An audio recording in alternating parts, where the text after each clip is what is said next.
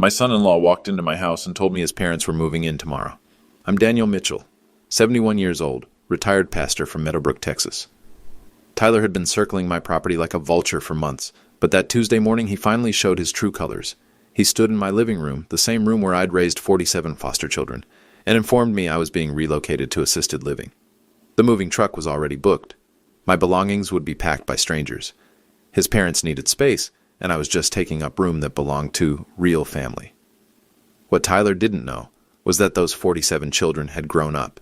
They'd become doctors, judges, CEOs, and military officers, and they were about to show him exactly what happens when you threaten the man who saved their lives.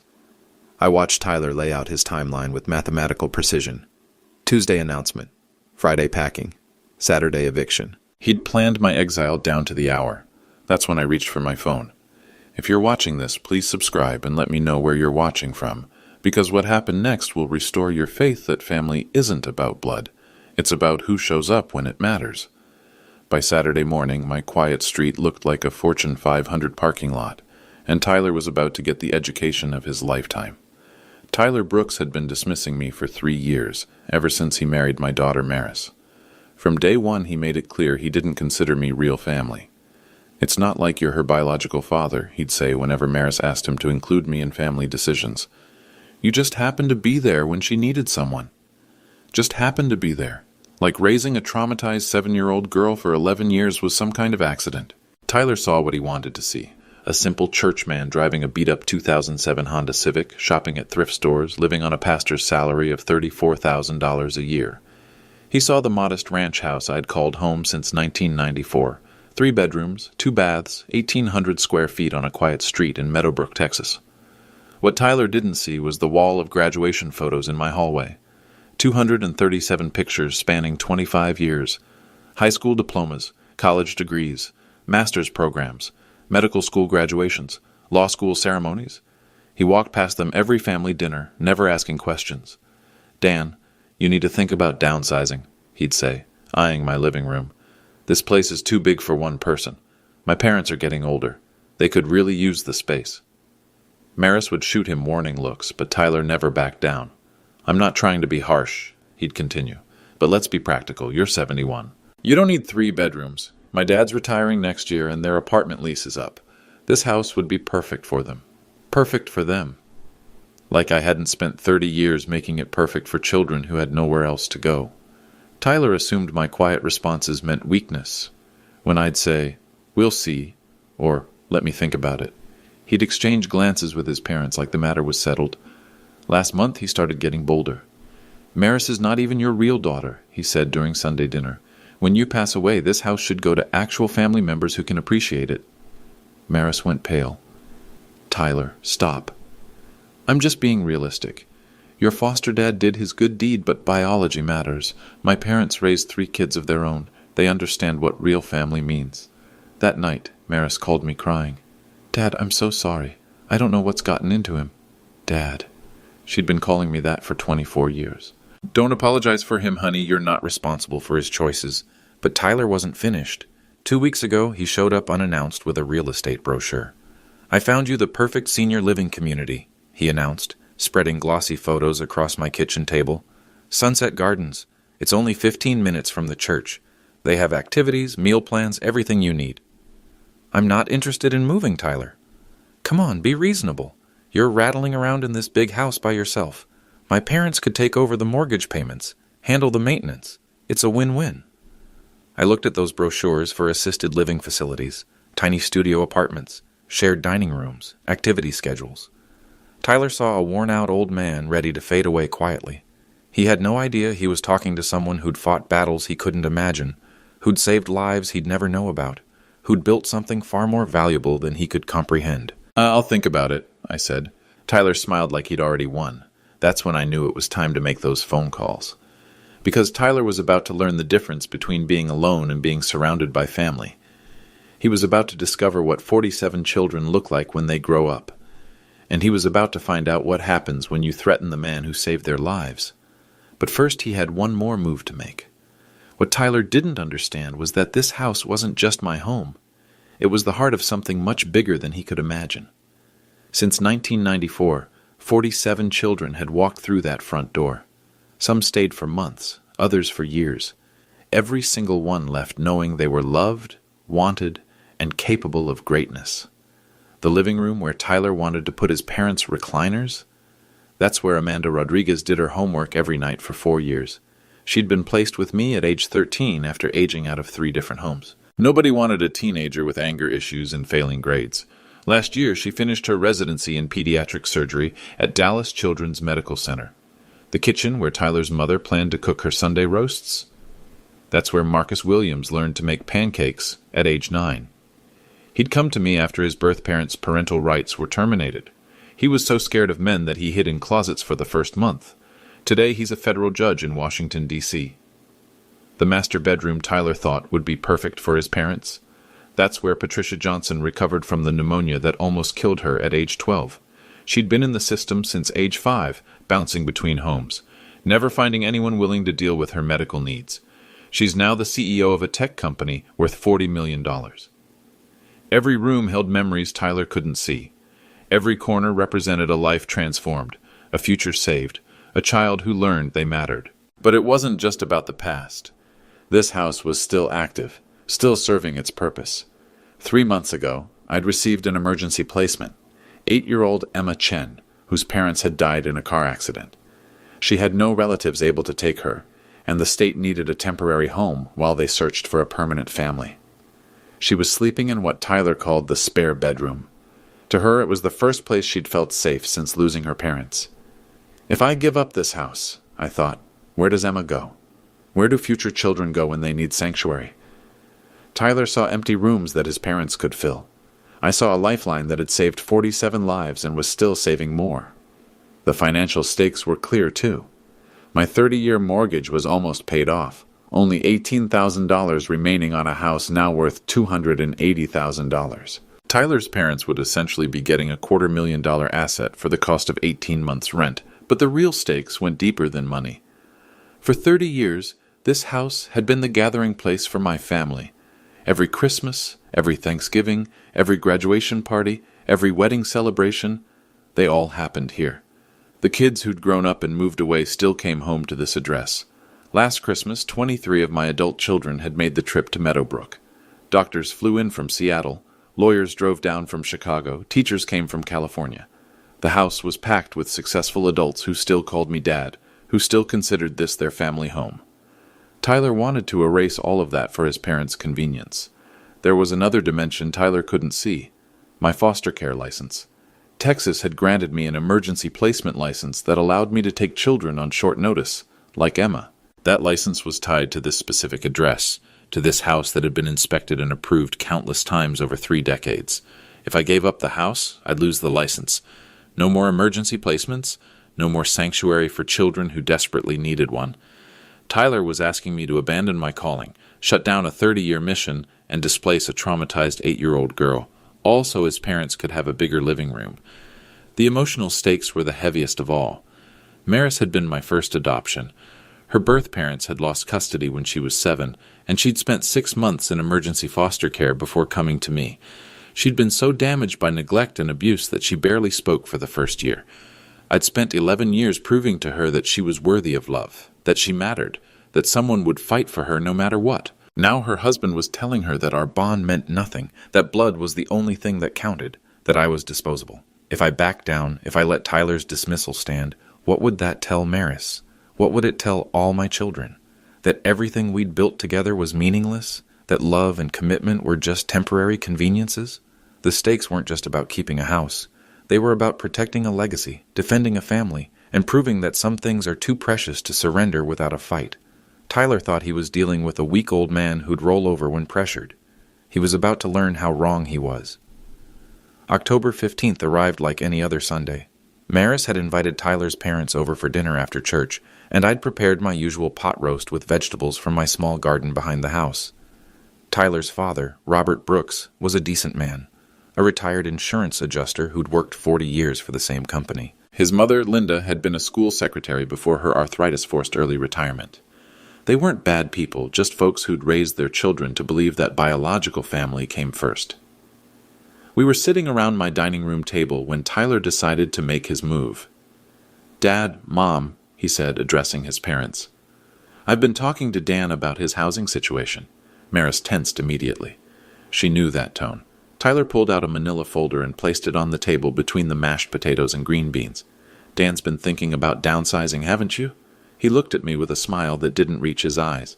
"This house is really too much for one person to manage." "Tyler," Maris warned quietly, "let me finish, honey. This affects everyone." Tyler opened the folder and spread out documents like he was presenting a business proposal. "I've done some research on senior living communities. There are several excellent options within 15 minutes of here." Robert Brooks shifted uncomfortably. "Son, we never asked." "You don't have to ask, Dad. Family takes care of family." Tyler's voice carried that tone he used when explaining obvious things to slow people. "Dan understands the situation. He's lived here alone for 3 years since his last foster placement ended. It's time for practical decisions. I watched him lay out brochures for assisted living facilities, Sunset Gardens, Golden Years Community, Peaceful Meadows Retirement Village. Each one featured smiling elderly people playing chess, doing crafts, eating institutional meals in cheerful dining rooms. The beauty of this arrangement," Tyler continued, "is that everyone benefits. Dan gets the care and social interaction he needs. You two get a beautiful home with 3 bedrooms, 2 baths, and no mortgage payments. The house stays in the family." He paused at that last phrase, letting it sink in. "The house stays in the family." Real family, his tone implied. Maris's fork clinked against her plate. "Tyler, we haven't discussed this." "We don't need to discuss it, sweetheart. Sometimes adults have to make difficult decisions." Tyler turned to his parents. "I've already contacted Sunset Gardens. They have availability next month." Linda Brooks looked across the table at me with genuine concern. "Daniel, is this what you want? You've been in this house for 30 years. Before I could answer, Tyler jumped in. "He's been thinking about it for months, Mom. Haven't you, Dan?" His eyes dared me to contradict him. "Face facts. You're not Maris's real father. When you're gone, this house would naturally go to her and then to us. We're just expediting the process while everyone can benefit." The silence that followed was deafening. Maris's face went white. "Tyler, how dare you? How dare I what? Tell the truth?" Tyler's mask was slipping now, revealing the arrogance underneath. "I'm not trying to be cruel, but let's be realistic. Dan did a nice thing taking you in, but that doesn't make him family. Blood makes family. Biology makes family. Real parents who sacrifice for their biological children make family." Robert Brooks cleared his throat. "Son, that's not... Dad, please, I'm handling this." Tyler turned back to me with the patience of someone explaining simple concepts to a child. "Dan, you raised Maris, and we're grateful. But she's married now. She has a real family to think about. My parents are getting older. They need help. You need care. It's perfect timing." I set down my fork and looked at this man who'd been sitting at my table for 3 years, eating my food, celebrating holidays in my home, benefiting from my hospitality while planning to take it all away. "Tyler," I said quietly, "when you say real family, what exactly do you mean?" He blinked, surprised by the question. "I mean people who are actually related. People with shared genetics, natural family bonds." "I see. And the people in those pictures on my wall, the graduates, the wedding photos, the Christmas cards from 23 states, they're not real either." "They're nice memories, Dan, but they're not family. They were temporary placements. You did your good deed, but now it's time to think practically." Maris stood up abruptly. "I can't listen to this." "Sit down, honey. Let the adults finish talking." Tyler didn't even look at her. His focus remained on me. "Dan, I've prepared the paperwork. The moving truck can be here Tuesday morning. Sunset Gardens is expecting you Wednesday. Clean, simple transition." "The moving truck," I repeated slowly. "Tuesday at 9 a.m. I've already booked it." Tyler smiled like he'd just solved everyone's problems. 3 days should be enough time to pack what you want to keep. The furniture can stay with the house." That's when I realized Tyler hadn't just planned this conversation. He'd orchestrated the entire takeover. He'd already made decisions about my life, my home, my future, without once asking what I wanted. He'd assumed I was too old, too weak, too unimportant to resist. "I signed every report card for 12 years, I said quietly. Tyler shrugged. "That doesn't make you family. Blood does." I looked at this man who'd just dismissed 30 years of my life, 47 children I'd raised, and the love I'd poured into his wife. Then I smiled. "I understand completely, Tyler. Let me make some phone calls." The slight satisfaction in Tyler's eyes told me everything I needed to know. He thought he'd won. He had no idea what was coming. After dinner, Tyler and his parents left with smug satisfaction. They'd accomplished their mission, or so they thought.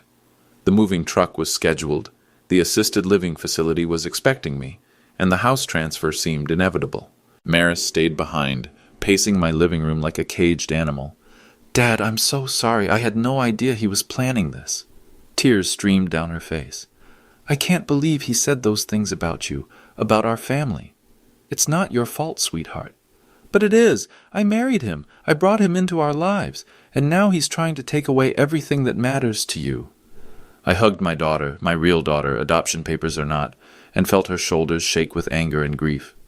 "Don't worry about Tyler," I said. "He doesn't understand what he's dealing with." "What do you mean?" I walked to my desk and opened the bottom drawer, the one I usually kept locked. Inside were business cards, letters, photographs, and documents that Tyler had never bothered to examine. "Remember Dr. Rodriguez?" Maris's eyes brightened slightly. "Amanda? Of course. She lived with us for 4 years."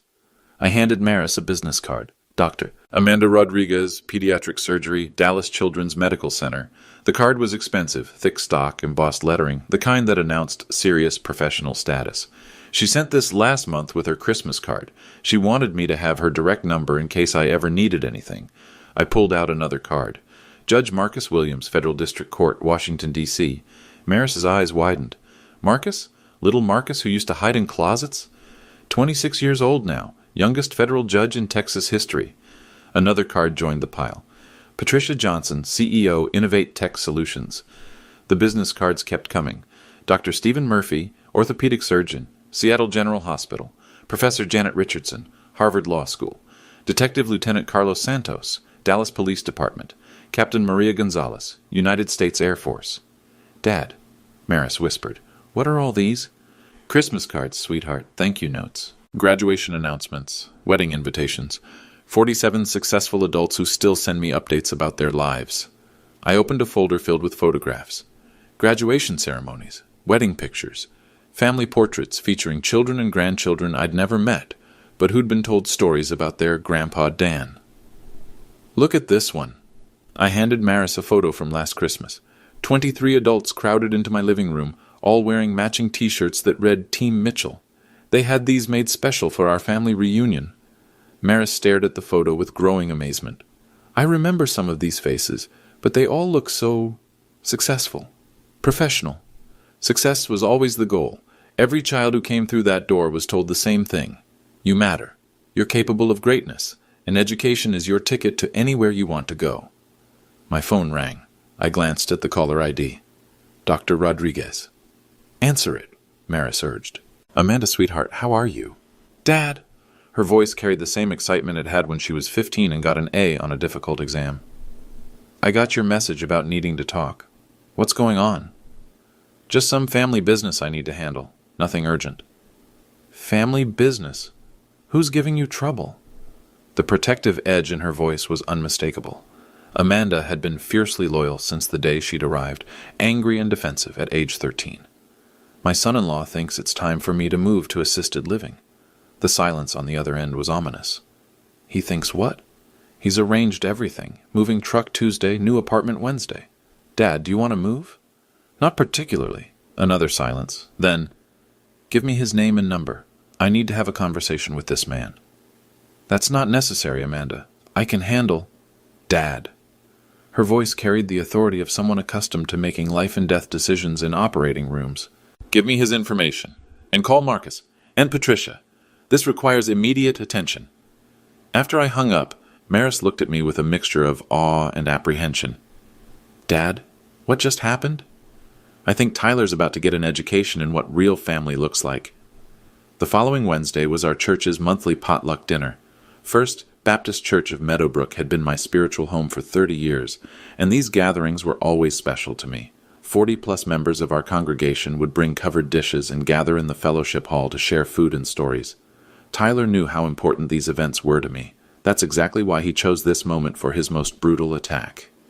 I was serving green bean casserole to Mrs. Peterson from the third pew when Tyler walked in with his parents.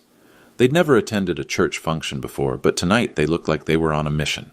Tyler wore his best suit and carried a manila folder, the same folder from Sunday dinner, but thicker now. His parents flanked him like backup singers, their faces set with grim determination. "Attention, everyone," Tyler announced, his voice cutting through the friendly chatter. "I have an announcement to make." The fellowship hall fell quiet. 43 people turned to look at this man who'd interrupted their meal. Pastor Williams, who'd succeeded me after my retirement, stepped forward with concern. "Tyler, is everything all right?" "Actually, Pastor, I'm glad you're here. This concerns the whole congregation." Tyler opened his folder with theatrical flourish. "As many of you know, Dan Mitchell has been living alone for several years now. At 71, he's reached the point where he needs professional care." Murmurs rippled through the room. I saw confusion on familiar faces, people who'd known me for decades, who'd watched me raise child after child, who'd never seen any sign of declining health or mental capacity. "Now, I know this is difficult to discuss," Tyler continued, his voice dripping with false sympathy. "But sometimes families have to make hard decisions. Dan's been generous with his time and his home, but it's time for real family to step up." Mrs. Henderson, who'd taught Sunday school for 40 years, raised her hand tentatively. "Tyler, dear, Dan seems perfectly capable of managing his own affairs." "Ma'am, with respect, you see him for a few hours on Sundays. I live with this reality every day."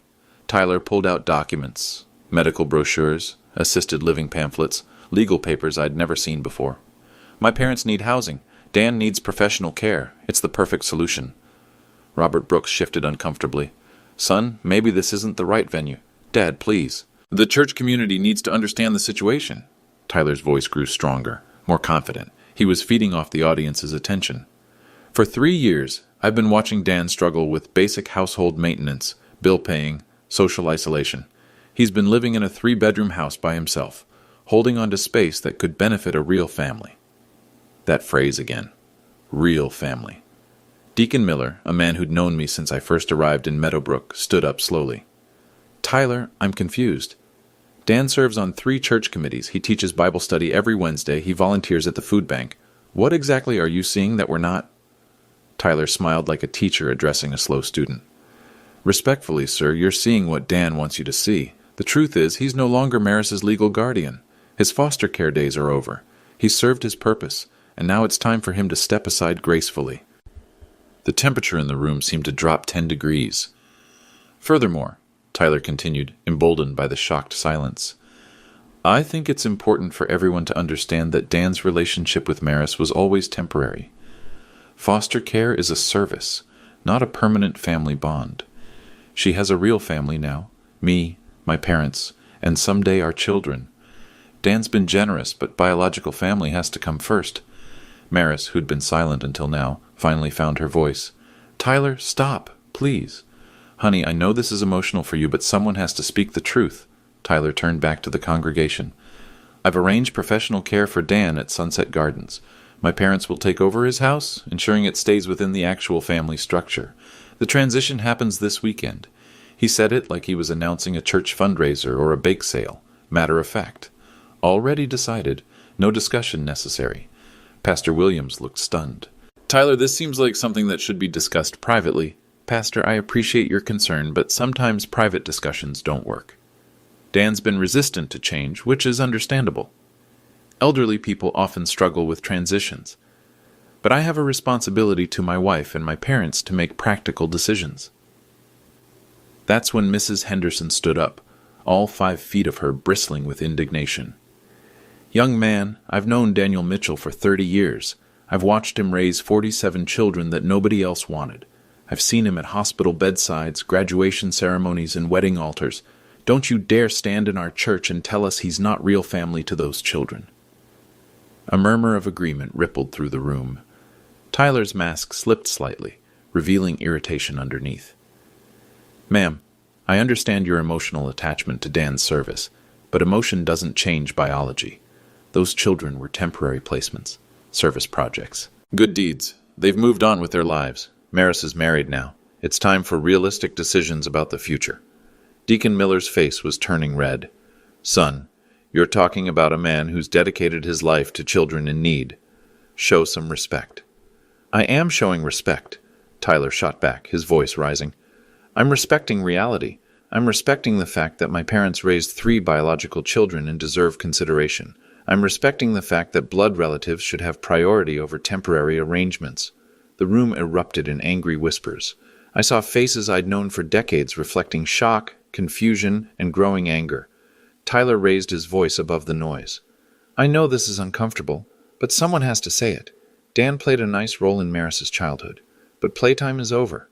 Adult responsibilities require adult decisions. The moving truck comes Saturday morning. Saturday morning. He'd moved up the timeline. Pastor Williams tried to restore order. Tyler, I think we need to table this discussion. There's nothing to discuss, Pastor. The arrangements are made. The paperwork is signed. Dan understands that this is best for everyone. All eyes turned to me. 43 people who'd known me for 3 decades, waiting to see how I'd respond to this public humiliation. Would I fight back? Would I defend myself? Would I crumble under the weight of Tyler's accusations and assumptions? I stood up slowly, feeling the weight of every year, every child I'd raised, every battle I'd fought to give broken kids a chance at life. Tyler's right about one thing, I said quietly. It's time for realistic decisions. Tyler smiled triumphantly. He thought I was surrendering. I need to make some phone calls, I continued, and I think this congregation is about to see what real family actually looks like. The smile faded from Tyler's face. Because you're right, Tyler. Playtime is over. Thursday morning, my phone started ringing at 6 a.m. Dad, I just got off a conference call with Marcus and Patricia. Amanda's voice carried the crisp efficiency of someone who'd spent years coordinating medical emergencies. We're mobilizing the family. Amanda, you don't need to... Dad, stop. This isn't negotiable. Nobody, and I mean nobody, disrespects you like that and walks away clean. Over the next hour, the calls kept coming. Marcus from Washington, his federal judge authority evident even over the phone. Patricia from Silicon Valley, already coordinating logistics with CEO precision. Dr. Stephen Murphy from Seattle, arranging to fly in Friday night. By noon, my quiet house had become mission control for an operation I hadn't authorized but couldn't stop. Dad, we need a full list, Amanda said during her 3rd call of the day. Everyone who's available to travel needs to know the situation.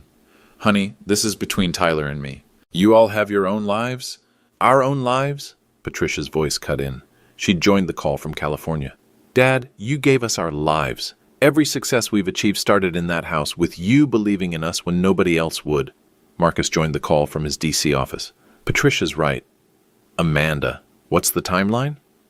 Tyler announced Saturday morning for the move. I'm thinking we arrive Friday evening, full family present Saturday morning. Agreed. I can get 17 people from the East Coast. Patricia, what about your numbers? 12 from California and the Northwest. Stephen's coordinating another 8 from the Midwest. I listened to my children, my real children, adoption certificates or not, coordinate a response with military precision. These weren't the broken kids who'd come to me years ago. These were adults with power, resources, and unshakable loyalty. Friday afternoon, the first cars started arriving. Doctor. Amanda Rodriguez pulled up in a silver Mercedes sedan at 3 p.m., still wearing scrubs from her morning surgery. She hugged me like she was 15 again, all professional composure melting into pure daughter love. Where is he, Dad? This Tyler character? At work, I assume. Amanda, you didn't have to come all the way from Dallas. Dallas is 2 hours. I've flown longer distances for lesser emergencies. She surveyed my house with the same analytical eyes she used in operating rooms. This place looks exactly the same. God, the memories. Judge Marcus Williams arrived 20 minutes later in a black town car with government plates. At 35, he carried himself with quiet authority that would have been unimaginable in the terrified 9-year-old who'd hidden in my closets for a month. Dad. His hug was fierce, protective. I've reviewed Texas property law on the drive down. What Tyler's attempting has zero legal standing. You want me to shut this down with paperwork? Let's see what tomorrow brings first. By 6 p.m., my driveway looked like a luxury car dealership. Mercedes, BMW, Lexus, Tesla, vehicles worth more than most people's houses. Neighbors were starting to stare. Dr. Stephen Murphy from Seattle had flown in on a private jet, arriving with his wife Jennifer and their twin daughters. Dad, the girls wanted to meet their grandfather, he explained, lifting 2 8-year-olds who called me Grandpa Dan, despite never having met me before. Professor Janet Richardson from Harvard arrived with her husband and teenage son. Detective Lieutenant Carlos Santos drove down from Dallas in his personal truck. still radiating the quiet intensity that had made him one of the department's most respected investigators. Captain Maria Gonzalez came in full dress uniform, having taken emergency leave from her Air Force base. CEO Patricia Johnson stepped out of a chauffeur-driven SUV, looking like she'd walked off the cover of Fortune magazine. By 8 p.m., 23 adults and 12 children filled my modest house. The same living room Tyler wanted for his parents' recliners now buzzed with conversation between surgeons, lawyers, professors, business executives, and military officers. But they weren't showcasing their success.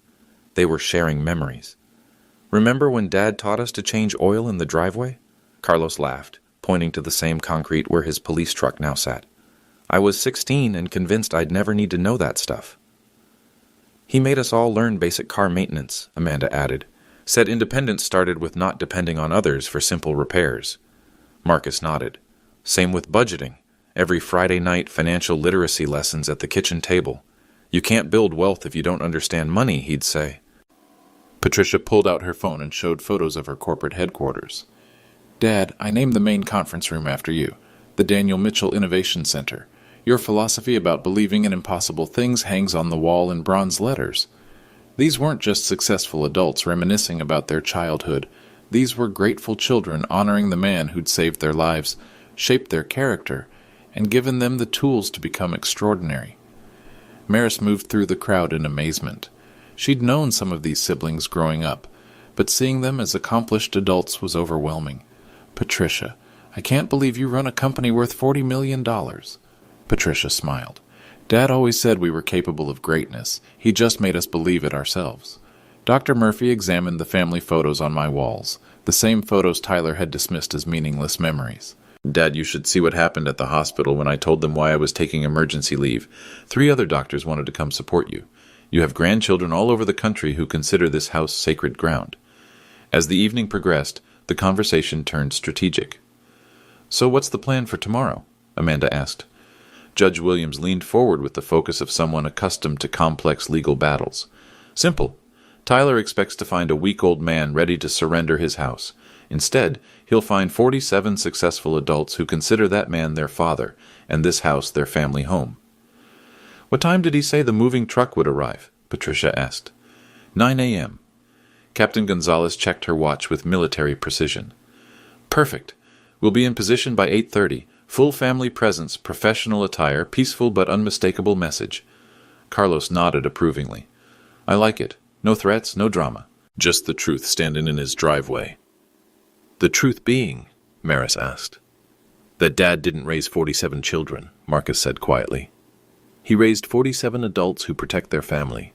Amanda stood up, surveying the room full of her siblings. Tyler wanted to know what real family looks like. Tomorrow morning he gets his education. By 10 p.m., most of my children had checked into hotels around town, but several insisted on staying in the house overnight. Amanda took her old room. Marcus slept on the living room couch he'd claimed as his favorite spot 25 years ago, and Patricia set up a laptop in the kitchen to handle West Coast business calls. It felt like Christmas morning, except instead of opening presents, we were preparing to defend our home. As I lay in bed listening to my children's voices drifting through the house, I realized Tyler had made a fundamental miscalculation. He'd seen a lonely old man in a house too big for one person. What he'd failed to see was the heart of a family that stretched across 23 states and included doctors, judges, CEOs, professors, military officers, and law enforcement professionals who'd spent decades proving that love matters more than blood. Tomorrow morning, Tyler would learn the difference between being alone and being surrounded by family. Tomorrow morning, he'd discover what 47 successful adults look like when they stand together. Tomorrow morning, he'd find out what happens when you threaten the man who saved their lives. Saturday morning arrived crisp and clear. I woke up at 5:30 to the smell of coffee and bacon. Amanda was already in the kitchen cooking breakfast like she had as a teenager. Big day, Dad. You ready for this? I looked out the window at my driveway. By 8 a.m., the transformation was complete. 47 luxury vehicles lined both sides of Meadowbrook Street. Mercedes sedans, BMW SUVs, Tesla Model S cars, Lexus hybrids, a fleet worth more than $3 million creating a corridor of success leading to my front door. But the cars were just the beginning. 47 adults in professional attire stood in perfect formation across my front lawn. Dr. Amanda Rodriguez in her white coat with a stethoscope draped around her neck. Judge Marcus Williams in a charcoal suit that cost more than most people's monthly salary. CEO Patricia Johnson in executive business attire that screamed Fortune 500 boardroom. Military precision guided their positioning. Captain Gonzalez had organized them by profession, medical professionals on the left, legal experts in the center, business executives on the right, with educators and public servants filling the gaps. Each person held a small sign with their name and title. Dr. Stephen Murphy, Chief of Orthopedic Surgery. Professor Janet Richardson, Harvard Law School. Detective Lieutenant Carlos Santos, Dallas PD. Major General Patricia Davis, U.S. Army, Redder. CEO Michael Thompson, Thompson Industries. 47 signs, 47 success stories, 47 lives that had started in the house behind them. At 8:45, neighbors began emerging from their houses. Mrs. Peterson from across the street stood on her porch in amazement. The Williams family next door gathered at their front window. Word was spreading through the neighborhood. Something extraordinary was happening at Dan Mitchell's house. At 8:57, Tyler's pickup truck turned onto Meadowbrook Street. I watched from my front window as his confident expression dissolved into confusion, then shock, then something approaching panic. He had to park 3 blocks away. The street was completely filled with luxury vehicles. Tyler walked slowly toward my house, his head swiveling left and right, taking in the impossible scene. His parents followed behind him. Robert Brooks clutching the lease papers for Sunset Gardens, Linda Brooks staring at the professional crowd with growing amazement. The moving truck rounded the corner at exactly 9 a.m., then stopped dead. The driver couldn't get within 200 yards of my house. Tyler approached the edge of my property line and stopped. 47 pairs of eyes watched him with the focused attention of people accustomed to high-stakes situations. Dr. Rodriguez stepped forward, her voice carrying the calm authority of someone who delivered life-changing news to thousands of families. "You must be Tyler Brooks." Tyler's mouth opened and closed like a fish out of water. What is this?" "I'm Dr. Amanda Rodriguez, Chief of Pediatric Surgery at Dallas Children's Medical Center." She gestured toward the crowd behind her. "These are my brothers and sisters." Judge Williams stepped up beside her. Marcus Williams, Federal District Court, Washington, D.C. CEO Johnson joined them. Patricia Johnson, Innovate Tech Solutions. One by one, 47 successful adults introduced themselves.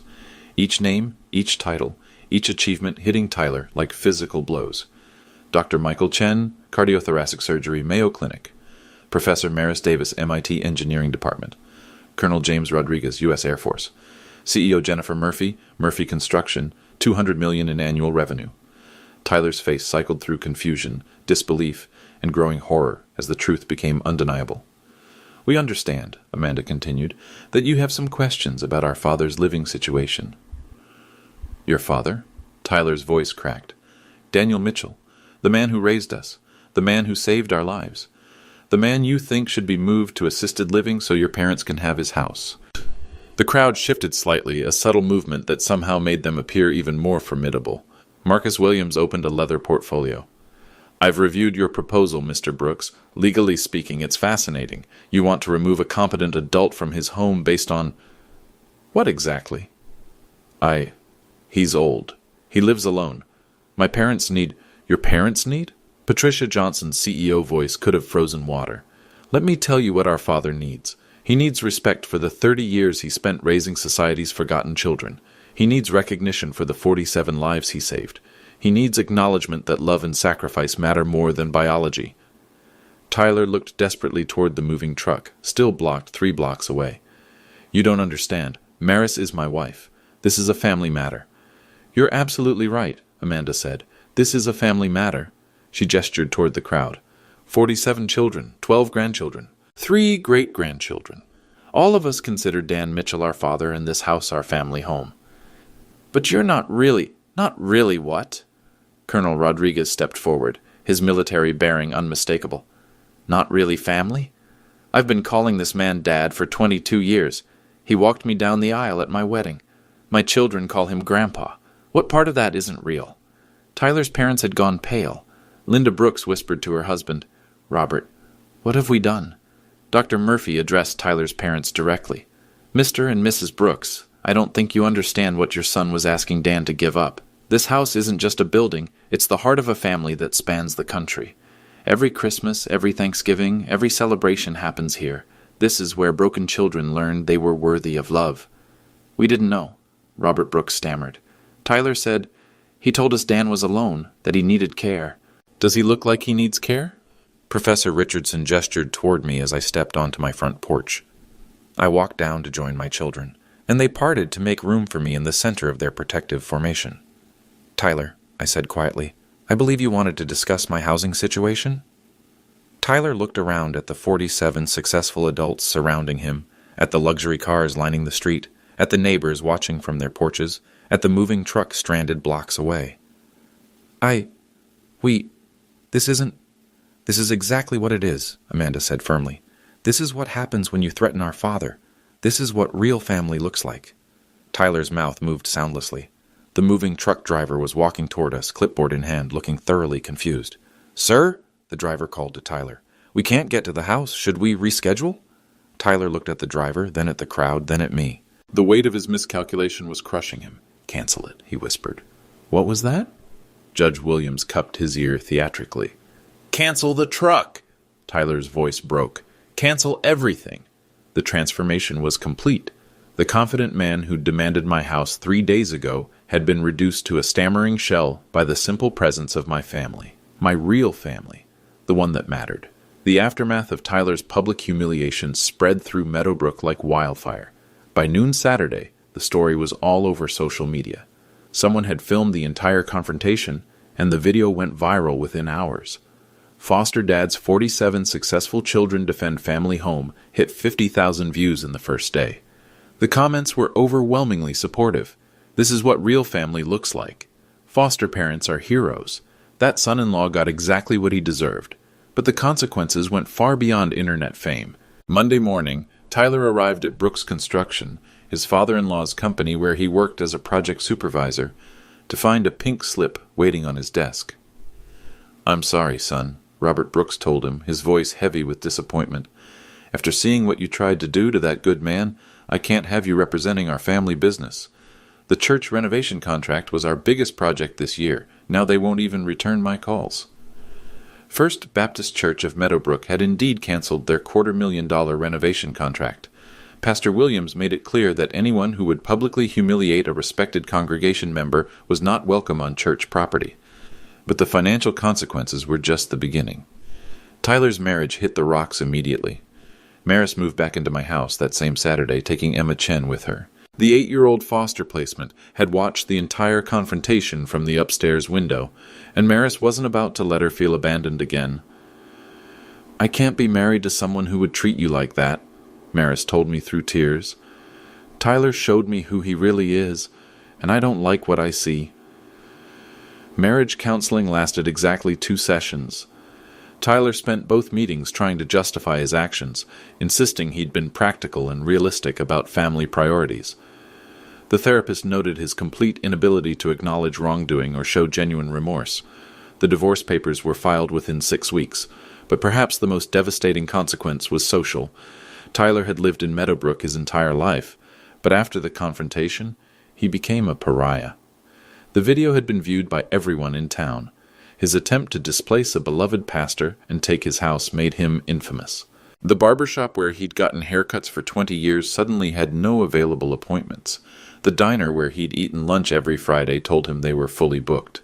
Even the gas station where he'd been a regular customer for a decade treated him with cold politeness.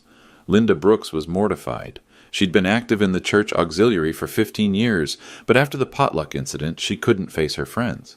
The embarrassment of her son's public cruelty was too overwhelming. I raised him better than this, she told me during a tearful phone call. Robert and I are moving to Florida to be near my sister. We can't stay here after what Tyler did. The ripple effects reached Tyler's extended family, too. His brother in Houston cut off contact completely. His cousins in Dallas stopped inviting him to family gatherings. The annual Brooks family reunion, 40 years of tradition, was canceled because nobody wanted Tyler there, but nobody wanted to officially exclude him either. 3 months later, Tyler left Meadowbrook entirely. He moved to Austin, where nobody knew his story, and tried to rebuild his life. But the video followed him everywhere. Potential employers Googled his name and found the story. Dating apps led to awkward conversations when women recognized him. Meanwhile, the positive effects for my real family were extraordinary. The viral video led to donations for our local foster care program exceeding $100,000. 3 other families in Meadowbrook applied for foster care licenses, inspired by our story. Emma Chen, the 8-year-old who'd witnessed everything, started calling me Grandpa Dan. Her permanent adoption was finalized 4 months later, making her officially child number 48. And every Sunday at church, when Pastor Williams asked for testimonies of God's faithfulness, somebody would mention the morning when 47 adults stood on my lawn to defend their father. Tyler had wanted to prove that blood makes family. Instead, he'd proven the opposite. Love makes family. Choice makes family. Sacrifice makes family. Blood is just biology. Family is everything else. 6 months later, I was working in my garden when a familiar truck pulled into my driveway. Tyler climbed out slowly, his confidence replaced by something that looked like humility. He'd lost weight, gained gray hair, and carried himself like a man who'd learned hard lessons. "Dan, could we talk?" I set down my pruning shears and looked at the man who'd once tried to take everything from me. "What's on your mind, Tyler?" "I owe you an apology, a real one." His voice shook slightly. "I was wrong about everything, about family, about you, about what matters. I let greed and pride convince me that I was entitled to something that wasn't mine. I appreciate that, Tyler. Could there ever be a chance for me to earn forgiveness? From Maris? From you?" I looked at this broken man and saw what I'd always seen in damaged children who came to my door. Someone capable of redemption. Family isn't who shares your blood, Tyler. It's who chooses to stand by you even when you've made mistakes.